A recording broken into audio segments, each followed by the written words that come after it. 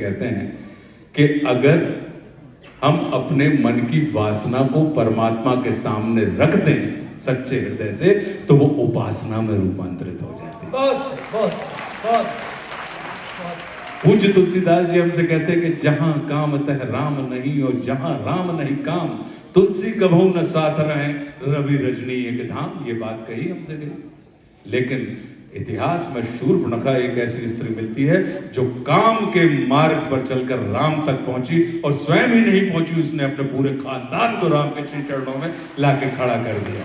चाहे रावण हो, चाहे कुंभकर्ण हो, चाहे विभीषण हो, चाहे मेघनाथ हो, चाहे महेंद्र हो, चाहे रावण पुत्र हो, अक्षय कुमार हो, कोई भी, उसने पूरे के पूरे खानदान को, और किसके मार्ग पर चलकर? बोले काम के मार्ग पर चलकर वो राम तक पहुंची। अब ये हम और आप सोच सकते हैं, क्योंकि प्रभु की तो जो लीला होती है वो तो बड़ी विचित्र होती है।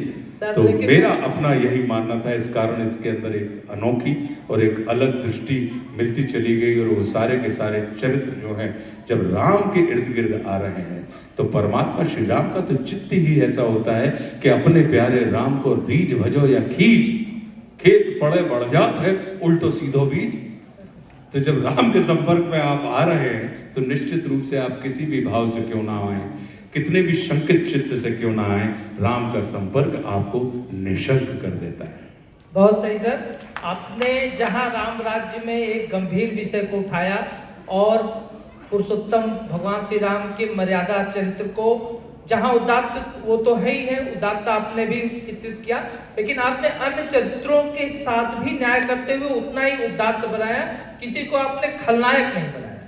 देखिए, मेरा अपना ये मानना है कि ये दृष्टि तो हमारी और आपकी होती है। मैं खल दृष्टि में विश्वास नहीं करता, मैं उसको प्रतिनायक कहता हूँ। बिल्कुल कि अगर परमात्मा श्री राम और दशानन का अगर चरित्र देखें तो दोनों ही शिव भक्त थे। बिल्कुल, दोनों ही शिव भक्त थे। दोनों के अंदर सब लीडरशिप क्वालिटी भयंकर थी। अब रावण के पास तो 1 लाख पूत, 1.25 लाख नाती, ऐसी वाली थी। दोनों ही शक्ति के उपासक थे। तो देखा जाए तो ऐसी क्या चीज होगी कि दोनों के अंदर विकट क्वालिटीज होने के बाद भी दोनों को मिलने वाले परिणामों में अंतर है। तो परिणामों में अंतर ही सिर्फ इसलिए रहा क्योंकि उनकी कार्य प्रणाली और उनकी वृत्तियां एक इंकार के भाव से भरा था रावण, और परमात्मा श्री राम स्वीकार के भाव से भरे थे कि जो कुछ भी है सब मुझे स्वीकार है। तो एक अगर ना हाँ कहना सीख लेता रावण कि यार तुम ऋषियों को मत सताओ, कहता हाँ नहीं सताता। यार परिस्त्री के ऊपर दृष्टि मत डालो, कुदृष्टि, हाँ नहीं डालता। तो क्या जिस रावण का आज हम और आप, जो रावण क्रंदन का विषय है, जो रावण आज निंदनीय है, वह रावण अभिनंदनीय हो जाता ना? बिल्कुल नहीं हो जाता। बिल्कुल सही। और परमात्मा श्री राम अगर ना कहना सीख जाते कि अपने भाई को राज्य दे दो, नहीं देता, तो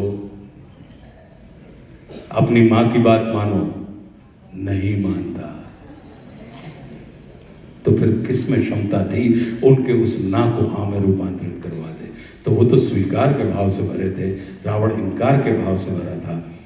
देवादिदेव महादेव के दोनों उपासक थे, लेकिन रावण की जो पूजन थी वो कामना से प्रेरित थी, और परमात्मा श्री राम की जो पूजन थी वो भावना से प्रेरित थी।